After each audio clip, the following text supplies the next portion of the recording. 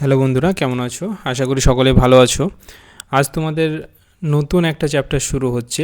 আজকে যে চ্যাপ্টারটি আমরা শুরু করছি সেটি হলো সিম্পল ইন্টারেস্ট। যদিও সিম্পল ইন্টারেস্ট এবং কম্পাউন্ড ইন্টারেস্ট দুটি একই চ্যাপ্টারের অংশ ইন্টারেস্টের, কিন্তু আমরা দুটোকে আলাদা আলাদা পার্টে ভাগ করেছি যাতে তোমাদের বুঝতে সুবিধা হয় এবং প্রবলেমগুলো যাতে তোমরা সহজেই বুঝতে পারো। তো সিম্পল ইন্টারেস্ট বাংলায় বললে আমরা যেটাকে বলি সরল সুদ। সরল সুদ কী এবং কম্পাউন্ড ইন্টারেস্ট বা জটিল সুদ কী সেটা আমরা নর্মালি কখন কীভাবে ব্যবহার হয় এবং কোন জায়গায় কোনটা ব্যবহার হয় সেটা আমরা দেখব। তো আজকে যেটা আমরা আলোচনা করছি সেটা হলো সিম্পল ইন্টারেস্ট। সিম্পল ইন্টারেস্ট মানে হলো, যদি আমরা সোজা ভাষায় বলতে যাই তাহলে হলো মূলধনের উপরে সুদ, সিম্পল ইন্টারেস্টটা। এবং কম্পাউন্ড ইন্টারেস্ট হলো মূলধন প্লাস সুদের ওপরে সুদ। এই দুটো জাস্ট বোঝার জন্য পার্থক্য। মূলধনের ওপরে সুদ মানে কি, দেখো, সাপোজ যদি তোমার 100 টাকা মূলধন থাকে,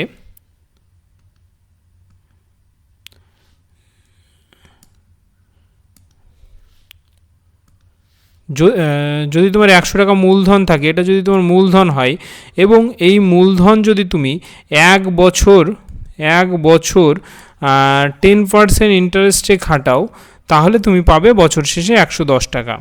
110 টাকা, এটা হলো সিম্পল ইন্টারেস্ট। এবং কম্পাউন্ড ইন্টারেস্ট দুটোর ক্ষেত্রে এই জায়গাটা পর্যন্ত সেম থাকে। তাহলে দ্বিতীয় যে ডিফারেন্সটা হয় কখন হয় এবং কিভাবে হয় সেটা আমাদের জানার বিষয়। দেখো, দ্বিতীয় যে ডিফারেন্সটা হয় সেকেন্ড বছরে।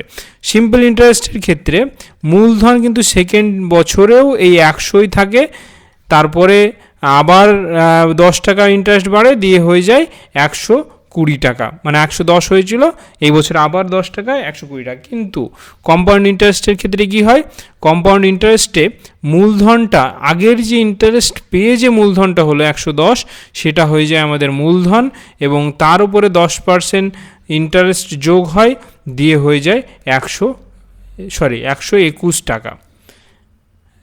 121 টাকা, 121 টাকা। এই যে 120 আর 121 যে 1 টাকা ডিফারেন্স হয়ে গেল, এটা হলো কম্পাউন্ড ইন্টারেস্টের মেন ফান্ডা। তো এই কম্পাউন্ড ইন্টারেস্ট নর্মালি ব্যাংকের ক্ষেত্রে কম্পাউন্ড ইন্টারেস্টটা ব্যবহার হয়। সিম্পল ইন্টারেস্ট আদার্স যেসব আমরা নর্মালি কথাবার্তা করে থাকি সেই সব ক্ষেত্রে আমরা সিম্পল ইন্টারেস্টটা দেখে রাখি। এবার সিম্পল ইন্টারেস্টের কিছু সূত্র রয়েছে, সেই সূত্রগুলো আমরা দেখব।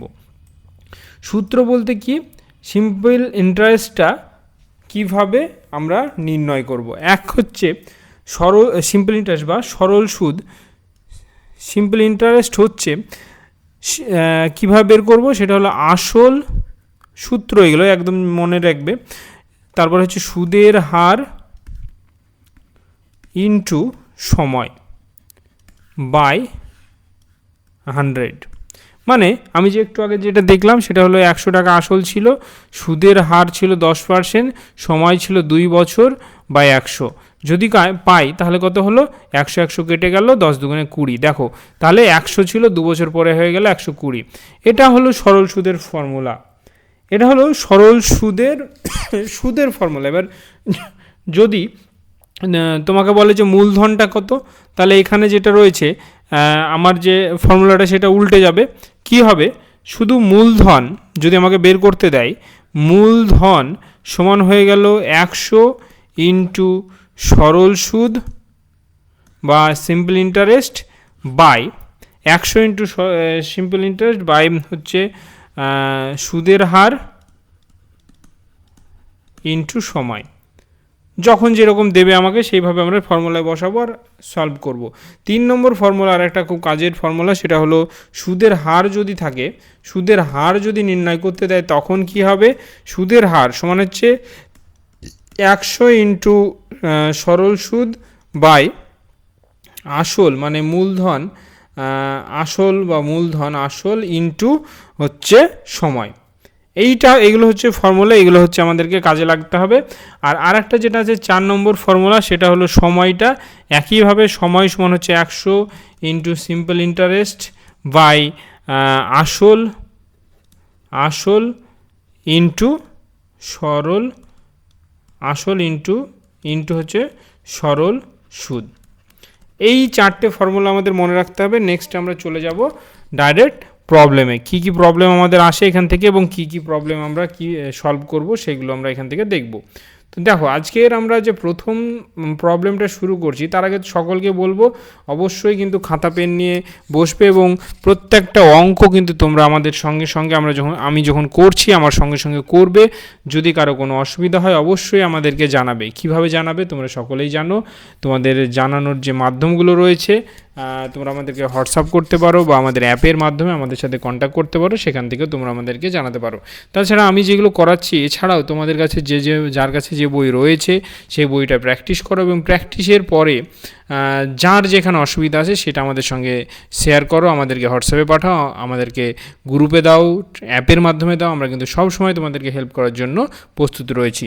তো চলো শুরু করি আজকের প্রথম প্রবলেমটা দেখো, বলছে বার্ষিক 988 সুদের হারে 18%, বার্ষিক এত সুদের হারে 18% এবং 5 বছর জেনে কত টাকা সরল সুদ হিসেবে পাওয়া যাবে?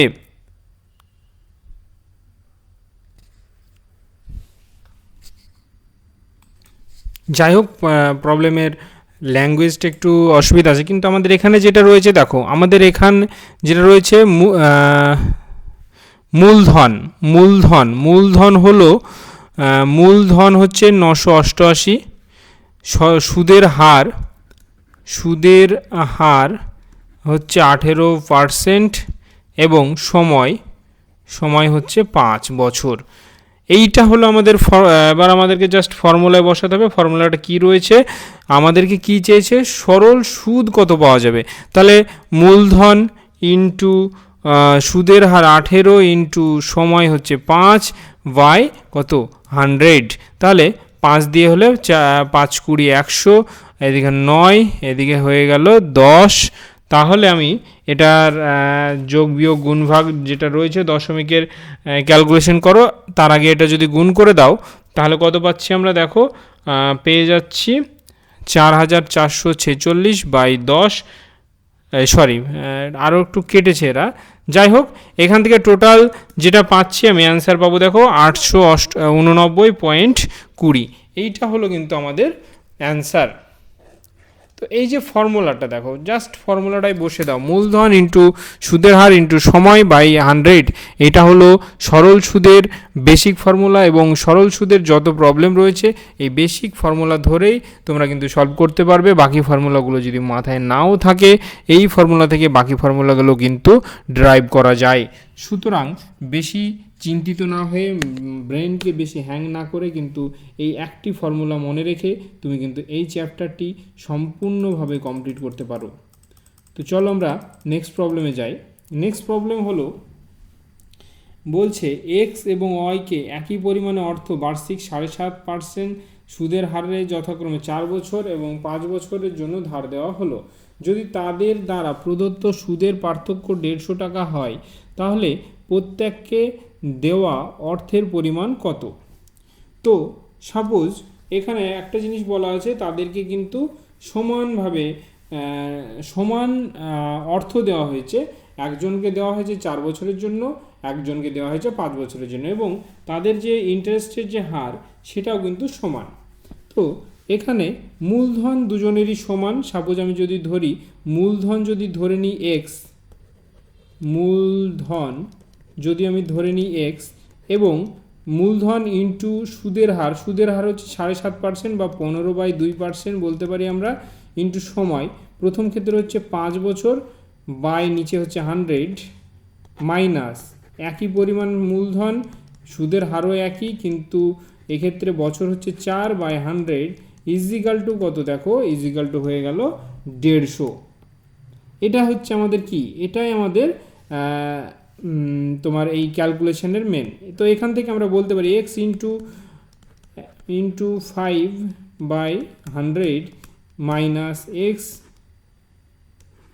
X into 15/2 into 4 by 100।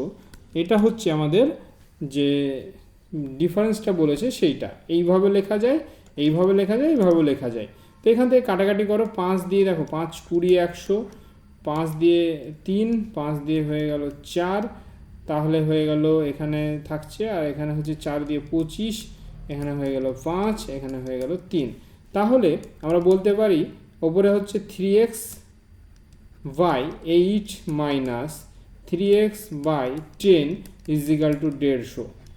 বা ক্যালকুলেশনটা করে নিই, এখানে 40 হচ্ছে লসাগু, তাহলে 5 3 5 15x minus 3 4 12x is equal to 150।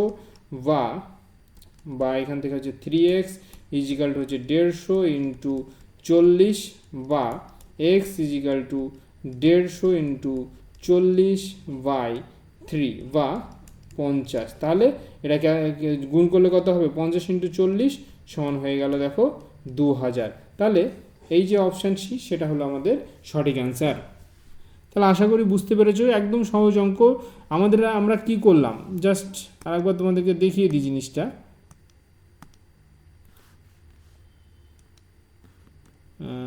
আরেকবার তোমাদের বুঝিয়ে দিই ব্যাপারটা। দেখো প্রথম ক্ষেত্রে আমরা এইটা আমাদের একটা জিনিস বলেছে, সেটা হলো তাদের যে একই পরিমাণ অর্থ এবং বার্ষিক সুদের হার এই দুটো কিন্তু সমান, মানে এই যে অর্থ এবং সুদের হার এই দুটো দেখো দুটোর ক্ষেত্রে সমান। কিন্তু প্রথম ক্ষেত্রে যদি 5 বছর দেয় এবং দ্বিতীয় ক্ষেত্রে যদি 4 বছর দেয়, তাদের যে ডিফারেন্স 5 বছরের নিশ্চয়ই বেশি হবে, সেটা থেকে আমরা 4 বছরেরটা বিয়োগ করলাম, সেটা কত বলছে? সেটা বলছে 150। এবার আমরা এই ক্যালকুলেশন থেকে জাস্ট এক্সটাকে বের করলাম, যেটা পেলাম 2000। তাহলে প্রত্যেককে দেওয়া অর্থের পরিমাণ কত? প্রত্যেককে দেওয়া অর্থের পরিমাণ হলো 2000 টাকা। আশা করি বুঝতে পেরেছো, না বুঝতে পারলে অবশ্যই কিন্তু জানাবে। নেক্সট দেখো, সুদে ঋণ দেয় এমন এক ব্যক্তির মনে হলো যে তার মূলধনের উপর সুদের হার 8% থেকে 7.34% কমায় তার বার্ষিক আয়ে এত টাকা হ্রাস পায়, 61 টাকা 50 পয়সা হ্রাস পেল। তার মূলধন কত ছিল? সেম প্রবলেম, এখানেও তার মূলধন প্রাথমিকভাবে যেটা ছিল সেটা সেম, এক্স ধরে নিলাম। তাহলে এক্স ইন্টু সুদের হার কত? বার্ষিক হ্রাস পেয়েছে মানে 1 বছর, আর এখানে বছরটা সমান, সুদের হারটা চেঞ্জ হয়েছে। তাহলে x into 8 into 1 by 100 minus x into 4 7 28, 28 29 30 31, তাহলে 31 by 4 into 1 into 100 is equal to কত বলছে? ইজিক্যাল টু বলছে 61 টাকা 50 পয়সা। এইটা হলো ক্যালকুলেশন। বা এখানে 8x by 100 minus 31x by 400 is equal to 61.50। বা এখান থেকে যদি আমি 400 লসাগু 4 32, x minus 31 x is equal to 61.50। এখানে বিয়োগ করে দেখো এক্স পাচ্ছি, এক্স ইজিক্যাল টু 61.50, আর এটা এই পাশে গেলে গুণ হয়ে যাবে।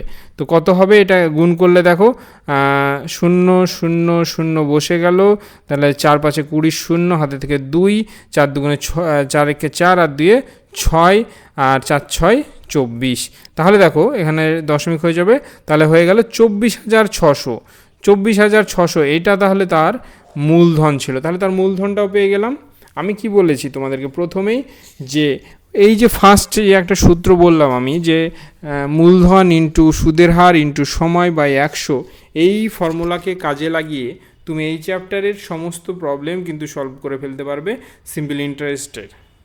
আর সিম্পল ইন্টারেস্ট মুখে মুখে যদি ক্যালকুলেশন করে ফেলতে পারো, তো একটু ক্যালকুলেশনে যদি পাকা হও মুখোমুখি করে ফেলতে পারবে, কারণ একদম সহজ জিনিস রয়েছে। নাম যেমন সিম্পল, প্রবলেমগুলো অনেকটা সেই রকমই একদম সহজ।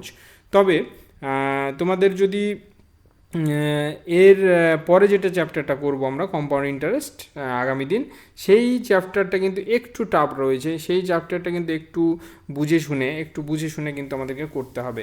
তো চলো আমরা এগিয়ে যাই এই চ্যাপ্টারের নেক্সট প্রবলেমের দিকে। দেখো কি রয়েছে, বলছে এ বিকে 5,000 টাকা 2 বছরের জন্য এবং সিকে 3,000 টাকা 4 বছরের জন্য একই সুদের হারে ধার দেয়।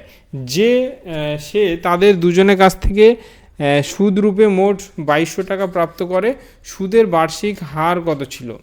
সুদের হারটা, এবার এই প্রবলেমটার ক্ষেত্রে আমি কী করেছে, এখানে সুদের হারটা সমান, আমি ধরে নিলাম সুদের হারটা এক্স, সুদের হার কত করেছে এক্স দুটোর ক্ষেত্রেই।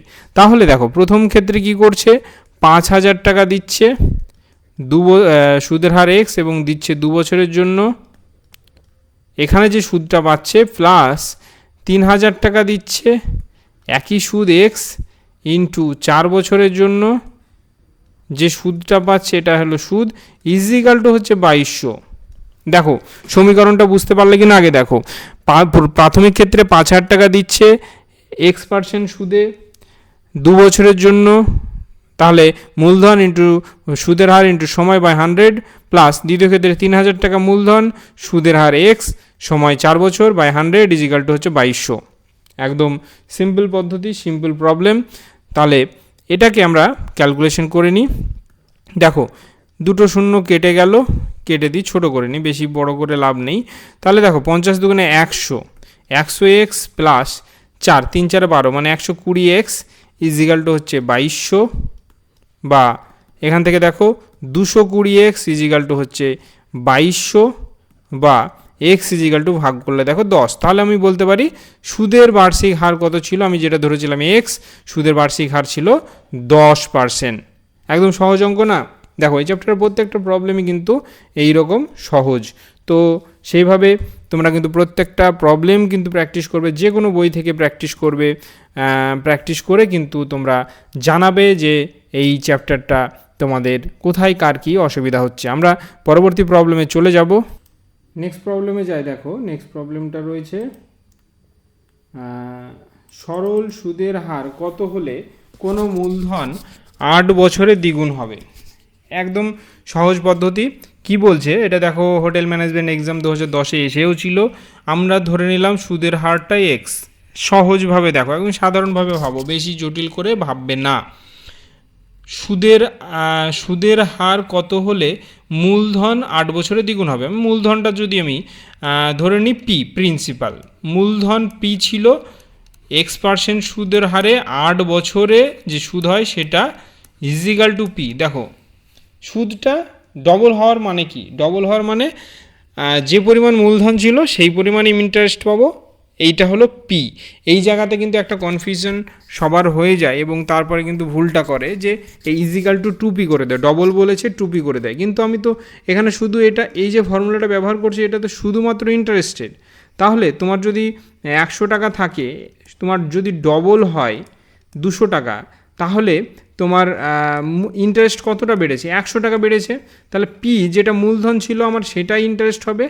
এবার দেখো তার মানে কি, আমরা বলতে পারি 8px ইজিক্যাল টু 100p, বা পিএ কেটে গেলে 8x ইজিক্যাল টু বলতে পারি 100, বা x ইজিক্যাল টু হয়ে গেল 100/8 সমান হলো 12.5%। তাহলে এই 12.5% হারে সরল সুদে একটা মূলধন 8 বছরে ডবল হয়।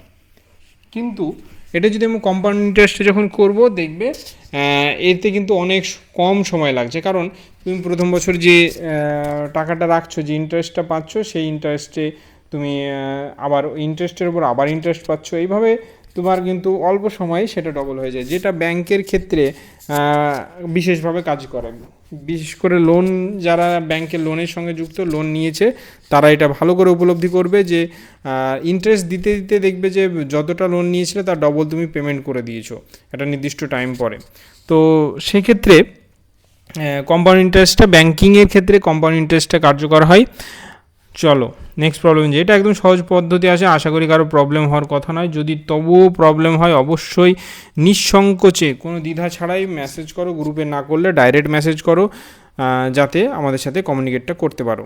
দেখো নেক্সট দেখো বলছে কত সময়ে 10,000 এর 6% বার্ষিক সুদের হারে সরল সুদ 450 হবে। একই মূলধন এখানে হচ্ছে 10,000 ইন্টু বার্ষিক সুদের হার 6, বলছে কত সময়, মানে আমরা সময়টা জানি না, সময়টা আমরা ধরলাম y year, by 100 is equal to হচ্ছে 450, বা একটা দুটো কেটে গেল, ওয়াই ইজিক্যাল টু এখান থেকে বলতে পারি ওয়াই ইজিক্যাল টু 450 বাই এখানে ছিল কি ওপরে 100 ইন্টু 6। দেখো এটা কেটে গেল, 45 দিয়ে হয়ে গেল, 5 9 45, 5 দুগুণে 10, 3 তিরিখে 9, 3 দুগুণে 6, তাহলে 3/4। ওয়াই ইজিক্যাল টু, তাহলে ওয়াই ইজিক্যাল টু হয়ে গেল 3/4। এবার বছরের ভগ্নাংশের ক্ষেত্রে একটা জিনিস হয়, দেখো আমি যেমন তোমাদের সময়ের ক্ষেত্রে বলেছিলাম, ভগ্নাংশ যদি একটা পাও সেটাকে আমি নিচেরটাকে 60 করবে, মিনিটের যেহেতু সাপেক্ষে। একইভাবে বছরের ক্ষেত্রে আমরা 1 বছর মানে কত, 1 বছর সমান হচ্ছে 12 মাস, তাই 12 মাসে ভাগ হয়। আমরা যে এমনি নর্মাল ক্ষেত্রে 1/10 সমান 1.2 বা যেটা করি 10 ধরে নাকি, কারণ প্রত্যেকটা ডিফারেন্সকে 1 থেকে 2 বা 2 থেকে 3কে প্রত্যেকে 10 ভাগে ভাগ করা হয়। কিন্তু বছরের ক্ষেত্রে কি হয়, সেটা হয় 1 বছর সমান হচ্ছে 12 মাস। তাহলে আমি যে নিচে যেটা থাকবে সেটাকে 12 করার চেষ্টা করব। 12 মানে কি, 3 দিয়ে গুণ করতে হচ্ছে, তাহলে 3 × 3, 4 × 3, তাহলে আমি পেয়ে যাচ্ছি 9/12। এই যে 9/12, নিচে যখন 12 চলে আসবে তারপরে উপরে যেটা পাবে সেটা হলো মাস, বা 9 মাস সময় লাগবে তোমার। তাহলে ভগ্নাংশ থেকে মাস বের করা তোমরা আশা করি বুঝতে পেরেছো। ভগ্নাংশ যেটা পাবে এটা তো আমি বছর পেয়েছি, আমি তো ক্যালকুলেশন যেটা করি এই ওয়াই যেটা ধরেছি, বা এই যে এটা যেটা পেয়েছি সেটা তো আমি কি পেয়েছি, সেটা তো আমি পেয়েছি বছর। কিন্তু বছর থেকে মাস করতে গেলে নিচের যেটা বাই থাকবে সেটাকে আমি 12 করে নেব, এবং 12 করার পরে যেটা উপরে পাবো সেটা মাস। সেটা হয় 12-র বেশিও হতে পারে, যখন 1 বছরের থেকে বেশি হয়ে যাবে তখন 12-র বেশি হয়ে যাবে, 12-র থেকেও কমও হতে পারে। যেটা পাবো আমি সেটা তত মাস কিন্তু আমার টোটাল সময় লাগবে। আশা করি বুঝতে পেরেছো, না বুঝতে পারলে অবশ্যই জানাবে, কারণ এই কনসেপ্টটা ক্লিয়ার থাকা দরকার। কারণ মাস এবং বছরে যে ভগ্নাংশ, বা সময়ের ক্ষেত্রে মিনিট এবং ঘন্টার যে ভগ্নাংশ, এগুলো কিন্তু ছোট ছোট প্রবলেম, কিন্তু এই ভুলগুলোর জন্য অনেকেই অনেক পরিশ্রম করেও নাম্বারটা পায় না। নেক্সট দেখো, কোন মূলধন সরল সুদের হারে 10 বছরে দ্বিগুণ হয়। দেখো, কোনো মূলধন সরল সুদের হারে 10 বছরে দ্বিগুণ হয়, কত বছরে এই একই মূলধন একই সুদের হারে ওই মূলধন 3 গুণ হবে। সাপোজ প্রথমে কি বলছে, 10 বছরে একটা মূলধন ছিল এক্স, 10 সুদের হার ছিল ওয়াই, এবং 10 বছরে সে কি করছিল, ইন্টারেস্ট দিচ্ছিল এক্স। দ্বিগুণ হয় মানে কি বললাম, এক্স, এবং একই সময় একই জিনিস এটা আমার হয়ে যাবে 2x, ইন্টারেস্ট আমি 2x পাবো। তার মানে কি, x × y × 10, এই ক্ষেত্রে কিছু একটা ডবল হবে, তাই আমি 2x পেয়েছি। এই যে 3 গুণ মানে কি, নিজস্ব 1 গুণ রয়েছে, তাহলে বাড়ছে কত, তোমার ছিল 100 টাকা, 100 থেকে 300 টাকা হয়ে গেল, তাহলে বাড়লো কত, তোমার বাড়লো 200 টাকা। এই যে 200, 2x মানে মূলধন থেকে ডবল, এই 2x হলো, তাহলে দ্বিগুণ। কিন্তু এবার মূলধন তোমার সমান, তাহলে আমি মূলধনের সাথে এটা বা করতে পারবো না। এটাও সময় 10 বছর বলে ওই কত বছরে, আমার 10 বছরেরটা শুধু করছে, ওয়াইটাও সমান, আমার যে সুদের হার সেটাও সমান, তাহলে আমার কি হচ্ছে, টোটাল 20 বছর সময় লাগবে। 10 বছরে যদি দ্বিগুণ হয় 3 গুণ হতে লাগবে 20 বছর। একটা জিনিস মাথায় রাখবে, যেটা দিয়েছে আমার, দ্বিগুণ দিলে আমি এক্স ধরবো, 3 গুণ দিলে 2x, 4 গুণ দিলে 3x, 5 গুণ দিলে 4x, মানে একটা জাস্ট কমিয়ে দেবো, এবং দ্বিগুণ হতে যে সময়টা লাগছে সেটার সঙ্গে এখানে যেটা পাচ্ছি 3 4 5 সেটা গুণ করে দেবো, যেটা পাবো সরল সুদের ক্ষেত্রে সেটাই আমার উত্তর। আমি যেটা চাইছি সেটা হলো সেইটা, বুঝতে পারলে? কারণ সরল সুদে কি হয়, একটা জিনিস যেটা তোমার 10 বছরে দ্বিগুণ হচ্ছে, তারপরে দেখবে মূলধন তো সেই একই থাকলো, তারপরে আবার দ্বিগুণ, মানে ওই যে মূলধন থেকে ডবল হয়ে গেল, এক্স থেকে 2x হলো, তাহলে আবার 10 বছরে আবার এক্স বাড়বে। সরল সুদের ক্ষেত্রে আমি ধরবো যে প্রত্যেক 10 বছরে এক্স বাড়ে, তাহলে পরের 10 বছরে আবার এক্স বাড়বে, তাহলে 3 গুণ হওয়ার জন্য কি হবে, 2x বাড়ছে, সেটা কত সময় লাগছে, টোটাল সময় লাগছে 20 বছর। তাহলে আমার কি, এইটা হলো আমার তাহলে অ্যান্সার। নেক্সট প্রবলেমে যাই। নেক্সট প্রবলেম দেখো,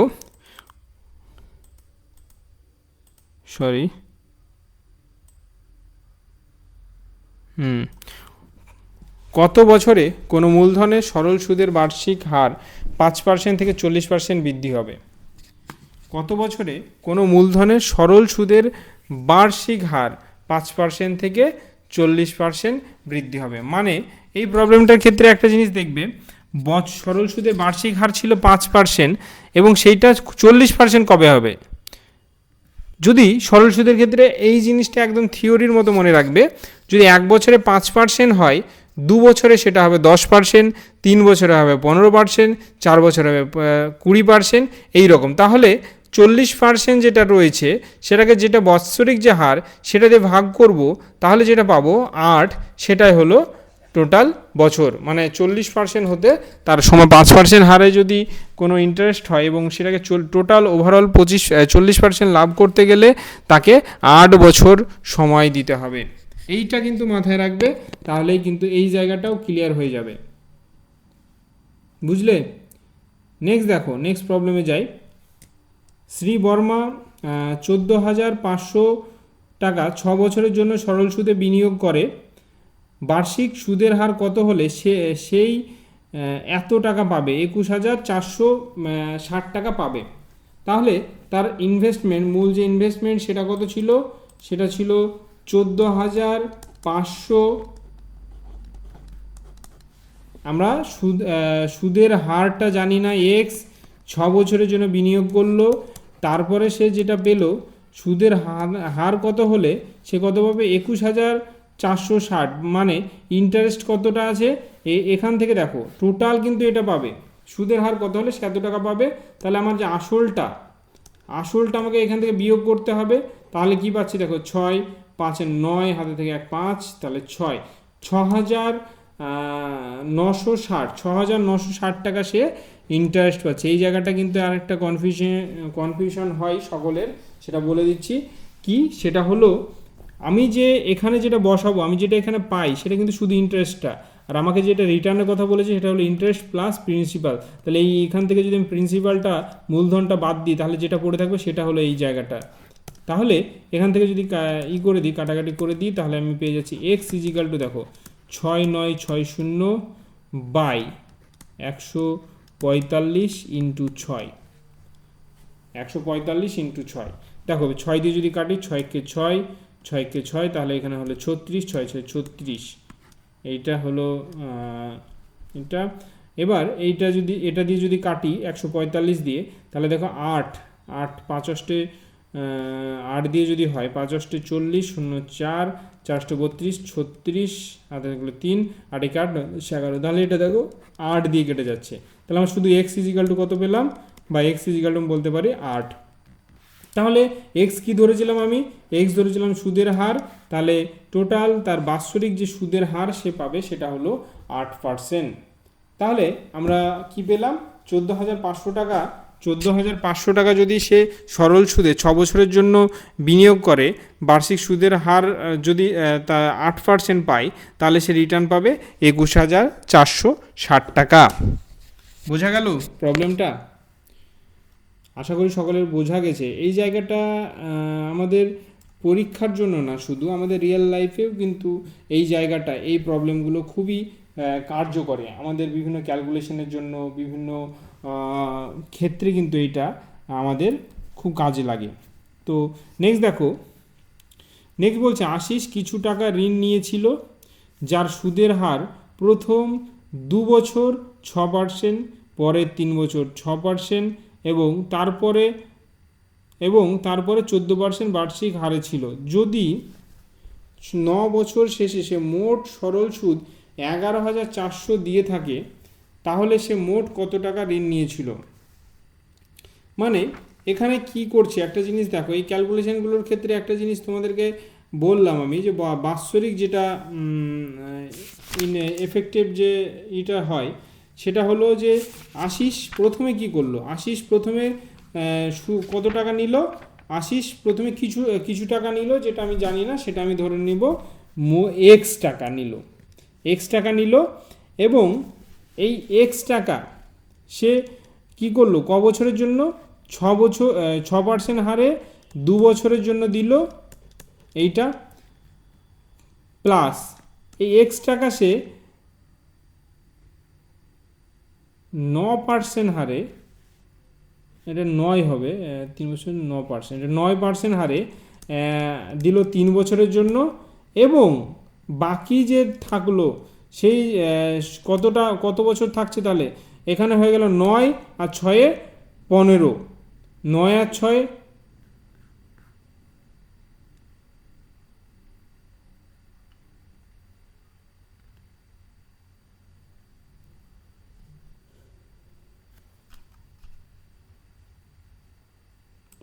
সরি, এখানে দেখো প্রথমে দিয়েছিল 2 বছরের, তারপরে দিয়েছে 3 বছর, তাহলে 5 বছর, আর বাকি থাকলো তাহলে 4 বছর, আর সুদের হার দিচ্ছে 14%। তাহলে কি হচ্ছে, এবং এক্স ইন্টু 14 ইন্টু 4/100, এই তিনটে টোটাল যে ইন্টারেস্ট পাচ্ছে, এই তিনটে মিলিয়ে টোটাল সে ইন্টারেস্ট পাচ্ছে এই 11,400 টাকা।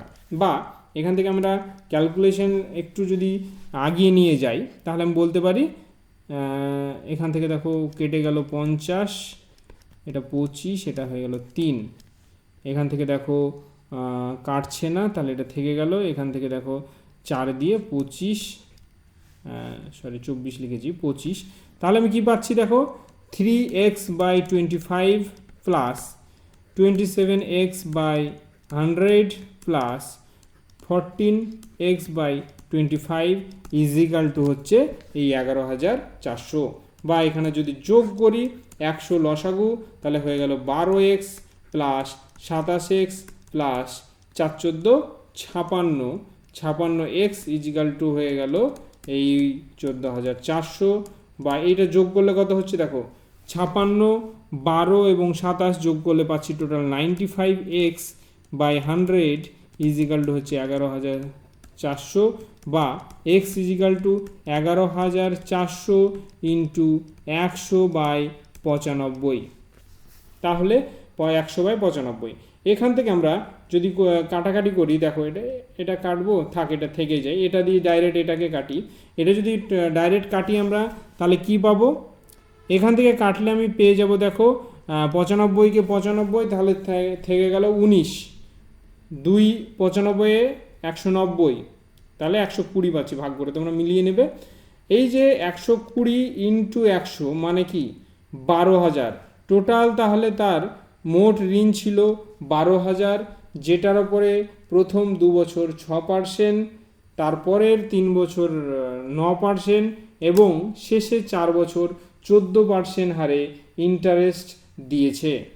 এবং তারপরে তাকে মোট সুদ দিতে হয়েছে 9 বছরে, তাকে টোটাল মোট সুদ দিতে হয়েছে 11,400 টাকা, যেটা তার প্রায় মূলধনের সমান। তো এই হলো আমাদের এই যে সরল সুদের যে চ্যাপ্টার, এই আমরা অনেক রকমের অনেক ধরনের কিন্তু প্রবলেম এখানে করলাম।